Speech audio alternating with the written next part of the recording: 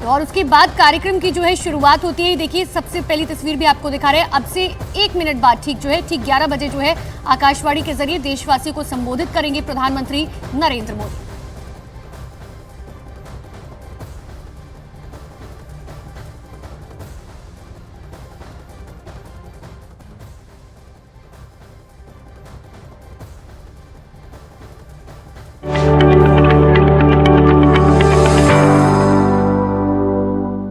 मेरे प्यारे देशवासियों, नमस्कार। मन की बात में आपका स्वागत है। लेकिन आज 26 नवंबर हम कभी भी भूल नहीं सकते हैं। आज के ही दिन देश पर सबसे जघन्य आतंकी हमला हुआ था। आतंकियों ने मुंबई को, पूरे देश को थर्रा कर रख दिया था। लेकिन ये भारत का सामर्थ्य है कि हम उस हमले से उबरे और अब पूरे हौसले के साथ आतंक को कुचल भी रहे हैं। मुंबई हमले में अपना जीवन गंवाने वाले सभी लोगों को मैं श्रद्धांजलि देता हूं। इस हमले में हमारे जो जांबाज वीरगति को प्राप्त हुए, देश आज उन्हें याद कर रहा है। मेरे परिवारजनों, 26 नवंबर का आज का ये दिन एक और वजह से भी अत्यंत महत्वपूर्ण है। 1949 में आज के दिन संविधान सभा ने भारत के संविधान को अंगीकार किया था। मुझे याद है जब साल 2015 में हम बाबा साहब आम्बेडकर की 125वीं जन्म जयंती मना रहे थे, उसी समय ये विचार आया था कि 26 नवंबर को संविधान दिवस के तौर पर मनाया जाए। और तब से हर साल आज के इस दिन को हम संविधान दिवस के रूप में मनाते आ रहे हैं। मैं सभी देशवासियों को संविधान दिवस की बहुत बहुत शुभकामनाएं देता हूं और हम सब मिल करके नागरिकों के कर्तव्य को प्राथमिकता देते हुए विकसित भारत के संकल्प को जरूर पूरा करेंगे। साथियों, हम सभी जानते हैं कि संविधान के निर्माण में 2 वर्ष 11 महीने 18 दिन का समय लगा था। श्री सच्चिदानंद सिन्हा जी संविधान सभा के सबसे बुजुर्ग सदस्य थे। 60 से ज्यादा देशों के संविधान का अध्ययन और लंबी चर्चा के बाद हमारे संविधान का ड्राफ्ट तैयार हुआ था। ड्राफ्ट तैयार होने के बाद उसे अंतिम रूप देने से पहले उसमें 2000 से अधिक संशोधन फिर किए गए थे। 1950 में संविधान लागू होने के बाद भी अब तक कुल 106 बार संविधान संशोधन किया जा चुका है। समय, परिस्थिति, देश की आवश्यकता को देखते हुए अलग अलग सरकारों ने अलग अलग समय पर संशोधन किए। लेकिन ये भी दुर्भाग्य रहा कि संविधान का पहला संशोधन फ्रीडम ऑफ स्पीच और फ्रीडम ऑफ एक्सप्रेशन के अधिकारों में कटौती करने के लिए हुआ था। वहीं संविधान के 44वें संशोधन के माध्यम से इमरजेंसी के दौरान की गई गलतियों को सुधारा गया था। साथियों, ये भी बहुत प्रेरक है कि संविधान सभा के कुछ सदस्य मनोनीत किए गए थे, जिनमें से 15 महिलाएं थी। ऐसी एक सदस्य हंसा मेहता जी ने महिलाओं के अधिकार और न्याय की आवाज बुलंद की थी। उस दौर में भारत उन कुछ देशों में था जहां महिलाओं को संविधान से वोटिंग का अधिकार दिया। राष्ट्र निर्माण में जब सबका साथ होता है, तभी सबका विकास भी हो पाता है। मुझे संतोष है कि संविधान निर्माताओं के उसी दूरदृष्टि का पालन करते हुए अब भारत के संसद ने नारी शक्ति वंदन अधिनियम को पास किया है। नारी शक्ति वंदन अधिनियम हमारे लोकतंत्र की संकल्प शक्ति का उदाहरण है। ये विकसित भारत के हमारे संकल्प को गति देने के लिए भी उतना ही सहायक होगा। मेरे परिवारजनों, राष्ट्र निर्माण की कमान जब जनता जनार्दन संभाल लेती है तो दुनिया की कोई भी ताकत उस देश को आगे बढ़ने से नहीं रोक पाती। आज भारत में भी स्पष्ट दिख रहा है कि कई परिवर्तनों का नेतृत्व देश की 140 करोड़ जनता ही कर रही है। इसका एक प्रत्यक्ष उदाहरण हमने त्योहारों के इस समय में देखा है। पिछले महीने मन की बात में मैंने वोकल फॉर लोकल यानी स्थानीय उत्पादों को खरीदने पर जोर दिया था। बीते कुछ दिनों के भीतर ही दिवाली, भैया दूज और छठ पर देश में 4 लाख करोड़ से ज्यादा का कारोबार हुआ है और इस दौरान भारत में बने उत्पादों को खरीदने का जबरदस्त उत्साह लोगों में देखा गया। अब तो घर के बच्चे भी दुकान पर कुछ खरीदते समय ये देखने लगे हैं कि उसमें मेड इन इंडिया लिखा है या नहीं लिखा है। इतना ही नहीं, ऑनलाइन सामान खरीदते समय अब लोग कंट्री ऑफ ओरिजिन इसे भी देखना नहीं भूलते हैं।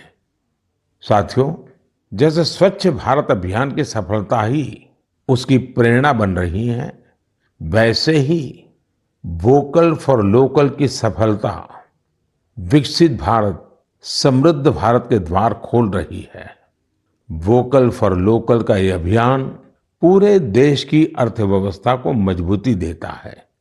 वोकल फॉर लोकल अभियान रोजगार की गारंटी है, ये विकास की गारंटी है, ये देश के संतुलित विकास की गारंटी है। इससे शहरी और ग्रामीण दोनों को समान अवसर मिलते हैं। इससे स्थानीय उत्पादों में वैल्यू एडिशन का भी मार्ग बनता है और अगर कभी वैश्विक अर्थव्यवस्था में उतार चढ़ाव आता है तो वोकल फॉर लोकल का मंत्र हमारी अर्थव्यवस्था को संरक्षित भी करता है। साथियों, भारतीय उत्पादों के प्रति ये भावना केवल त्योहारों तक सीमित नहीं रहनी चाहिए। अभी शादियों का मौसम भी शुरू हो चुका है। कुछ व्यापार संगठनों का अनुमान है कि शादियों के इस सीजन में करीब 5 लाख करोड़ रुपए का कारोबार हो सकता है। शादियों से जुड़ी खरीदारी में भी आप सभी भारत में बने उत्पादों को ही महत्व दें। और हाँ, जब शादी की बात निकली है तो एक बात मुझे लंबे अरसे से कभी कभी बहुत पीड़ा देती है और मेरे मन की पीड़ा मैं मेरे परिवारजनों को नहीं कहूंगा तो किसको कहूंगा। आप सोचिए, इन दिनों ये जो कुछ परिवारों में विदेशों में जाकर के शादी करने का जो एक नया ही वातावरण बनता जा रहा है, क्या ये जरूरी है क्या? भारत की मिट्टी में, भारत के लोगों के बीच अगर हम शादी ब्याह मनाएं तो देश का पैसा देश में रहेगा। देश के लोगों को आपकी शादी में कुछ न कुछ सेवा करने का अवसर मिलेगा। छोटे छोटे गरीब लोग भी अपने बच्चों को आपकी शादी की बातें बताएंगे। क्या आप वोकल फॉर लोकल के इस मिशन को विस्तार दे सकते हैं? क्यों न हम शादी ब्याह ऐसे समारोह अपने ही देश में करें। हो सकता है आपको चाहिए वैसी व्यवस्था आज नहीं होगी, लेकिन अगर हम इस प्रकार के आयोजन करेंगे तो व्यवस्थाएं भी विकसित होगी। ये बहुत बड़े परिवारों से जुड़ा हुआ विषय है। मैं आशा करता हूं मेरी ये पीड़ा उन बड़े बड़े परिवारों तक जरूर पहुंचेगी। मेरे परिवारजनों, त्योहारों के इस मौसम में एक और बड़ा ट्रेंड देखने को मिला है। ये लगातार दूसरा साल है जब दीपावली के अवसर में कैश देकर कुछ सामान खरीदने का प्रचलन धीरे धीरे कम होता जा रहा है। यानी अब लोग ज्यादा से ज्यादा डिजिटल पेमेंट कर रहे हैं। ये भी बहुत उत्साह बढ़ाने वाला है। आप एक और काम कर सकते हैं। आप तय करिए कि 1 महीने तक आप यूपीआई से या किसी डिजिटल माध्यम से ही पेमेंट करेंगे, कैश पेमेंट नहीं करेंगे। भारत में डिजिटल क्रांति की सफलता ने इसे बिल्कुल संभव बना दिया है। और जब 1 महीना हो जाए तो आप मुझे अपने अनुभव, अपनी फोटो जरूर शेयर करिएगा। मैं अभी से आपको एडवांस में अपनी शुभकामनाएं देता हूं। मेरे परिवारजनों, हमारे युवा साथियों ने देश को एक और बड़ी खुशखबरी दी है, जो हम सभी को गौरव से भर देने वाली है। इंटेलिजेंस, आइडिया और इनोवेशन आज भारतीय युवाओं की पहचान है। इसमें टेक्नोलॉजी के कॉम्बिनेशन से उनकी इंटेलेक्चुअल प्रॉपर्टीज में निरंतर बढ़ोतरी हो, ये अपने आप में देश के सामर्थ्य को बढ़ाने वाली महत्वपूर्ण प्रगति है। आपको ये जानकर अच्छा लगेगा कि 2022 में भारतीयों के पेटेंट आवेदन में 31% से ज्यादा की बढ़ोतरी हुई है। वर्ल्ड इंटेलेक्चुअल प्रॉपर्टी ऑर्गेनाइजेशन ने एक बड़ी ही दिलचस्प रिपोर्ट जारी की है। ये रिपोर्ट बताती है कि पेटेंट फाइल करने में सबसे आगे रहने वाले टॉप 10 देशों में भी ऐसा पहले कभी नहीं हुआ। इस शानदार उपलब्धि के लिए मैं अपने युवा साथियों को बहुत बहुत बधाई देता हूं। मैं अपने युवा मित्रों को विश्वास दिलाना चाहता हूं कि देश हर कदम पर आपके साथ है। सरकार ने जो प्रशासनिक और कानूनी सुधार किए हैं, उसके बाद आज हमारे युवा एक नई ऊर्जा के साथ बड़े पैमाने पर इनोवेशन के काम में जुटे हैं। 10 वर्ष पहले के आंकड़ों से तुलना करें तो आज हमारे पेटेंट को 10 गुना ज्यादा मंजूरी मिल रही है। हम सभी जानते हैं कि पेटेंट से न सिर्फ देश की इंटेलेक्चुअल प्रॉपर्टी बढ़ती है, बल्कि इससे नए नए अवसरों के भी द्वार खुलते हैं। इतना ही नहीं, ये हमारे स्टार्टअप्स की ताकत और क्षमता को भी बढ़ाते हैं। आज हमारे स्कूली बच्चों में भी इनोवेशन की भावना को बढ़ावा मिल रहा है। अटल टिंकरिंग लैब, अटल इनोवेशन मिशन, कॉलेजों में इंक्यूबेशन सेंटर्स, स्टार्टअप्स इंडिया अभियान, ऐसे निरंतर प्रयासों के नतीजे देशवासियों के सामने हैं। ये भी भारत की युवा शक्ति, भारत की इनोवेटिव पावर का प्रत्यक्ष उदाहरण है। इसी जोश के साथ आगे चलते हुए ही हम विकसित भारत के संकल्प को भी प्राप्त करके दिखाएंगे।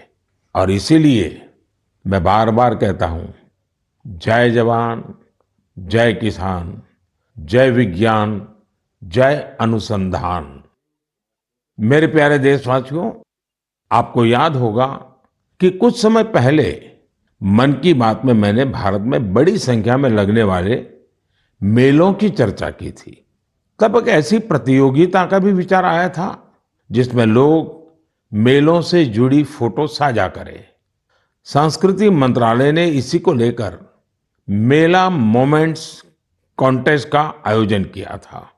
आपको ये जानकर अच्छा लगेगा कि इसमें हजारों लोगों ने हिस्सा लिया और बहुत लोगों ने पुरस्कार भी जीते। कोलकाता के रहने वाले राजेश धर जी ने चरक मेला में गुब्बारे और खिलौने बेचने वाले की अद्भुत फोटो के लिए पुरस्कार जीता। ये मेला ग्रामीण बंगाल में काफी लोकप्रिय है। वाराणसी की होली को शोकेस करने के लिए अनुपम सिंह जी को मेला पोर्ट्रेट्स का पुरस्कार मिला। अरुण कुमार नलीमेला जी कुलसाई दशहरा से जुड़ा एक आकर्षक पहलू को दिखाने के लिए पुरस्कृत किए गए।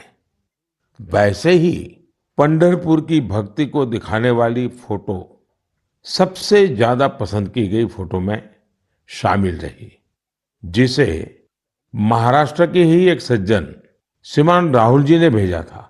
इस प्रतियोगिता में बहुत सारी तस्वीरें मेलों के दौरान मिलने वाले स्थानीय व्यंजनों की भी थी। इसमें पुरुलिया के रहने वाले आलोक अविनाश जी की तस्वीर ने पुरस्कार जीता। उन्होंने एक मेले के दौरान बंगाल के ग्रामीण क्षेत्र के खान पान को दिखाया था। प्रणब बसाक जी की वो तस्वीर भी पुरस्कृत हुई जिसमें भगोरिया महोत्सव के दौरान महिलाएं कुल्फी का आनंद ले रही हैं।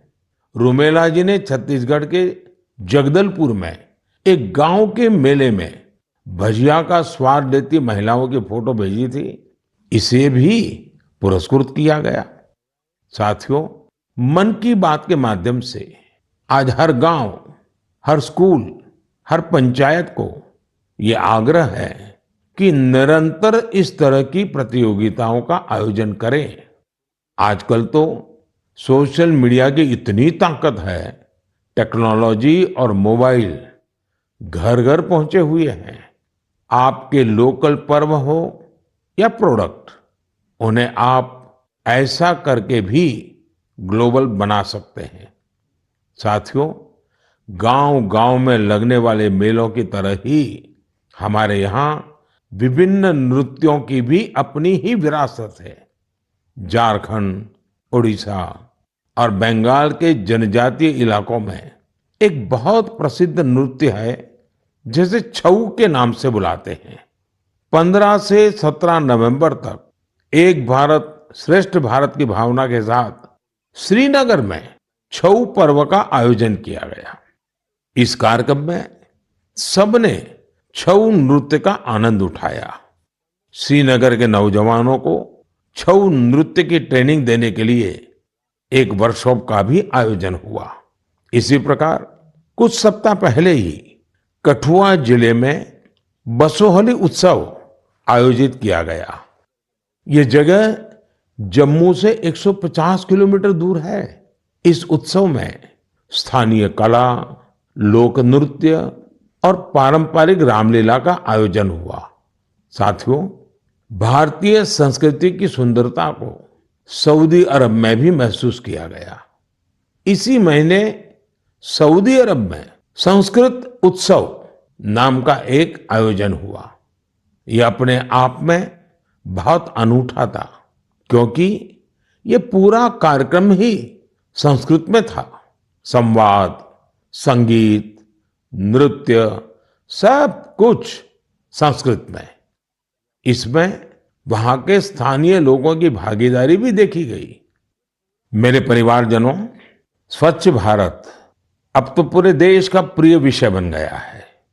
मेरा तो प्रिय विषय है ही है, और जैसे ही मुझे इससे जुड़ी कोई खबर मिलती है, मेरा मन उस तरफ चला ही जाता है। और स्वाभाविक है, फिर तो उसको मन की बात में जगह मिल ही जाती है। स्वच्छ भारत अभियान ने साफ सफाई और सार्वजनिक स्वच्छता को लेकर लोगों की सोच बदल दी है। ये पहल आज राष्ट्रीय भावना का प्रतीक बन चुकी है, जिसने करोड़ों देशवासियों के जीवन को बेहतर बनाया है। इस अभियान ने अलग अलग क्षेत्र के लोगों, विशेषकर युवाओं को सामूहिक भागीदारी के लिए भी प्रेरित किया है। ऐसा ही एक सराहनीय प्रयास सूरत में देखने को मिला है। युवाओं की एक टीम ने यहाँ प्रोजेक्ट सूरत, इसकी शुरुआत की है। इसका लक्ष्य सूरत को एक ऐसा मॉडल शहर बनाना है जो सफाई और सस्टेनेबल डेवलपमेंट की बेहतरीन मिसाल बने। सफाई संडे के नाम से शुरू हुए इस प्रयास के तहत सूरत के युवा पहले सार्वजनिक जगहों और डुमस बीच की सफाई करते थे। बाद में ये लोग तापी नदी के किनारों की सफाई में भी जी जान से जुट गए। और आपको जानकर के खुशी होगी, देखते ही देखते इससे जुड़े लोगों की संख्या 50,000 से ज्यादा हो गई है। लोगों से मिले समर्थन से टीम का आत्मविश्वास बढ़ा, जिसके बाद उन्होंने कचरा इकट्ठा करने का काम भी शुरू किया। आपको जानकर हैरानी होगी कि इस टीम ने लाखों किलो कचरा हटाया है। जमीनी स्तर पर किए गए ऐसे प्रयास बहुत बड़े बदलाव लाने वाले होते हैं। साथियों, गुजरात से ही एक और जानकारी आई है। कुछ सप्ताह पहले वहां अंबाजी में भादरवी पूनम मेले का आयोजन किया गया था। इस मेले में 50 लाख से ज्यादा लोग आए। ये मेला प्रतिवर्ष होता है। इसकी सबसे खास बात ये रही कि मेले में आए लोगों ने गब्बर हिल के एक बड़े हिस्से में सफाई अभियान चलाया। मंदिरों के आसपास के पूरे क्षेत्र को स्वच्छ रखने का ये अभियान बहुत प्रेरणादायी है। साथियों, मैं हमेशा कहता हूं कि स्वच्छता कोई एक दिन या एक सप्ताह का अभियान नहीं है, बल्कि ये तो जीवन में उतारने वाला काम है। हम अपने आसपास ऐसे लोग देखते भी हैं जिन्होंने अपना पूरा जीवन स्वच्छता से जुड़े विषयों पर ही लगा दिया। तमिलनाडु के कोयम्बटूर में रहने वाले लोगानाथन जी भी बेमिसाल है। बचपन में गरीब बच्चों के फटे कपड़ों को देखकर वे अक्सर परेशान हो जाते थे। इसके बाद उन्होंने ऐसे बच्चों की मदद का प्रण लिया और अपनी कमाई का एक हिस्सा इन्हें दान देना शुरू कर दिया। जब पैसे की कमी पड़ी तो लोगानाथन जी ने टॉयलेट तक साफ किए ताकि जरूरतमंद बच्चों की मदद हो सके। वे पिछले 25 सालों से पूरी तरह समर्पित भाव से अपने इस काम में जुटे हैं और अब तक 1500 से अधिक बच्चों की मदद कर चुके हैं। मैं एक बार फिर ऐसे प्रयासों की सराहना करता हूं। देश भर में हो रहे इस तरह के अनेकों प्रयास न सिर्फ हमें प्रेरणा देते हैं, बल्कि कुछ नया कर गुजरने की इच्छा शक्ति भी जगाते हैं। मेरे परिवारजनों, 21वीं सदी की बहुत बड़ी चुनौतियों में से एक है जल सुरक्षा। जल का संरक्षण करना जीवन को बचाने से कम नहीं है।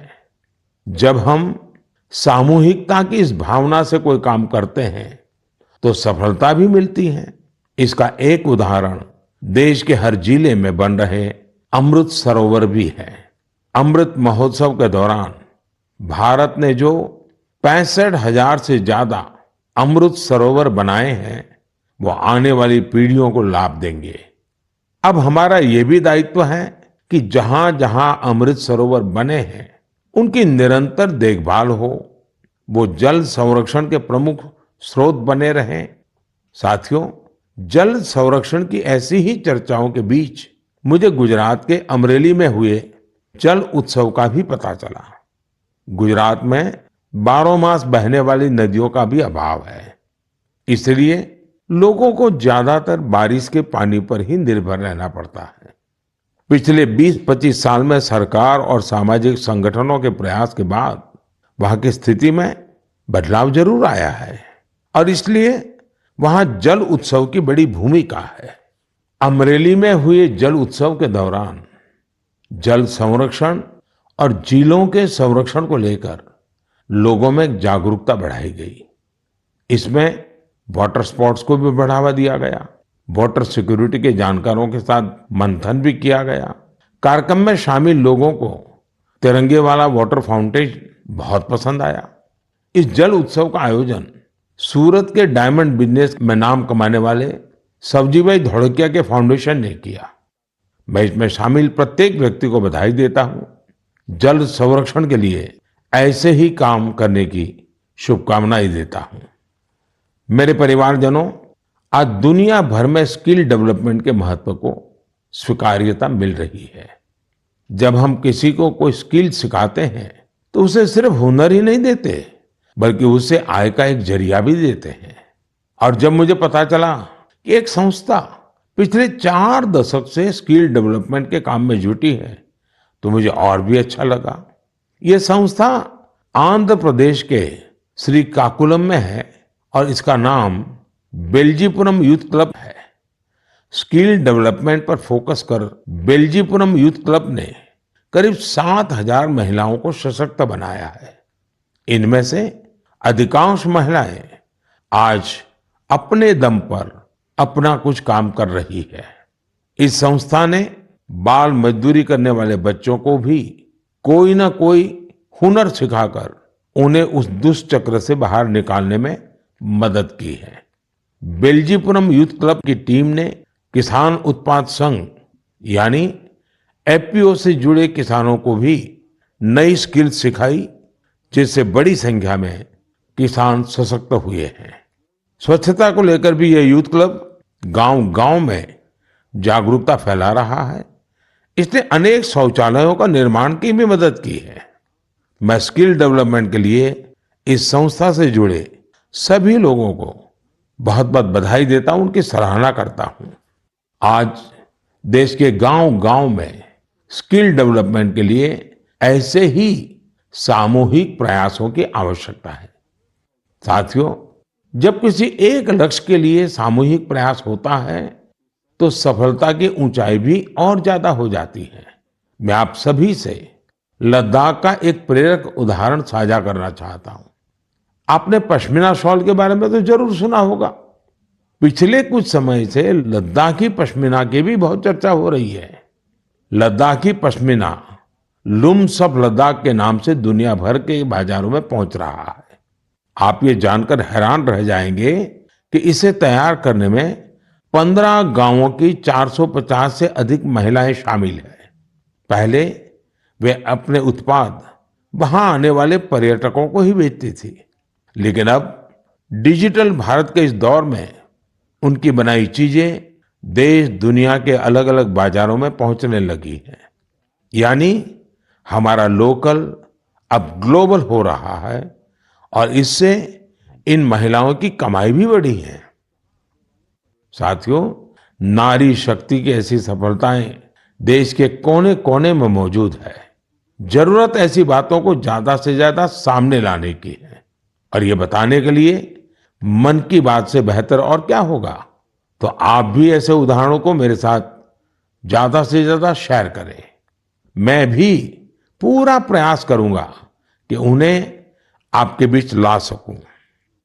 मेरे परिवारजनों, मन की बात में हम ऐसे सामूहिक प्रयासों की चर्चा करते रहे हैं जिनसे समाज में बड़े बड़े बदलाव आए हैं। मन की बात की एक और उपलब्धि ये भी है कि इसने घर घर में रेडियो को और अधिक लोकप्रिय बना दिया है। माय गॉव पर मुझे उत्तर प्रदेश में अमरोहा के राम सिंह बौद्ध जी का एक पत्र मिला है। राम सिंह जी पिछले कई दशकों से रेडियो संग्रह करने के काम में जुटे हैं। उनका कहना है कि मन की बात के बाद से उनके रेडियो म्यूजियम के प्रति लोगों की उत्सुकता और बढ़ गई है। ऐसे ही मन की बात से प्रेरित होकर अहमदाबाद के पास तीर्थ धाम प्रेरणा तीर्थ ने एक दिलचस्प प्रदर्शनी लगाई है। इसमें देश विदेश के 100 से ज्यादा एंटीक रेडियो रखे गए हैं। यहाँ मन की बात के अब तक के सारे एपिसोड्स को सुना जा सकता है। कई और उदाहरण हैं जिनसे पता चलता है कि कैसे लोगों ने मन की बात से प्रेरित होकर अपना खुद का काम शुरू किया। ऐसा ही एक उदाहरण कर्नाटक के चामराजनगर की वर्षा जी का है, जिन्हें मन की बात ने अपने पैरों पर खड़ा होने के लिए प्रेरित किया। इस कार्यक्रम के एक एपिसोड से प्रेरित होकर उन्होंने केले से जैविक खाद बनाने का काम शुरू किया। प्रकृति से बहुत लगाव रखने वाली वर्षा जी की ये पहल दूसरे लोगों के लिए भी रोजगार के मौके लेकर आई है। मेरे परिवारजनों, कल 27 नवंबर को कार्तिक पूर्णिमा का पर्व है। इसी दिन देव दीपावली भी मनाई जाती है और मेरा तो मन रहता है कि मैं काशी की देव दीपावली जरूर देखूं। इस बार मैं काशी तो नहीं जा पा रहा हूं, लेकिन मन की बात के माध्यम से बनारस के लोगों को अपनी शुभकामनाएं जरूर भेज रहा हूं। इस बार भी काशी के घाटों पर लाखों दिए जलाए जाएंगे, भव्य आरती होगी, लेजर शो होगा। लाखों की संख्या में देश विदेश से आए लोग देव दीपावली का आनंद लेंगे। साथियों, कल पूर्णिमा के दिन ही गुरु नानक देव जी का भी प्रकाश पर्व है। गुरु नानक जी के अनमोल संदेश भारत ही नहीं, दुनिया भर के लिए आज भी प्रेरक और प्रासंगिक है। यह हमें सादगी, सद्भाव और दूसरों के प्रति समर्पित होने के लिए प्रेरित करते हैं। गुरु नानक देव जी ने सेवा भावना, सेवा कार्यों की जो सीख दी उसका पालन हमारे सिख भाई बहन पूरे विश्व में करते नजर आते हैं। मैं मन की बात के सभी श्रोताओं को गुरु नानक देव जी के प्रकाश पर्व की बहुत बहुत शुभकामनाएं देता हूं। मेरे परिवारजनों, मन की बात में इस बार मेरे साथ इतना ही। देखते ही देखते 2023 समाप्ति की तरफ बढ़ रहा है और हर बार की तरह हम आप ये भी सोच रहे हैं कि अरे इतनी जल्दी ये साल बीत गया। लेकिन ये भी सच है कि ये साल भारत के लिए असीम उपलब्धियों वाला साल रहा है और भारत की उपलब्धियां हर भारतीय की उपलब्धि है। मुझे खुशी है कि मन की बात भारतीयों की ऐसी उपलब्धियों को सामने लाने का एक सशक्त माध्यम बना है। अगली बार देशवासियों की ढेर सारी सफलताओं पर फिर आपसे बात होगी। तब तक के लिए मुझे विदा दीजिए। बहुत बहुत धन्यवाद।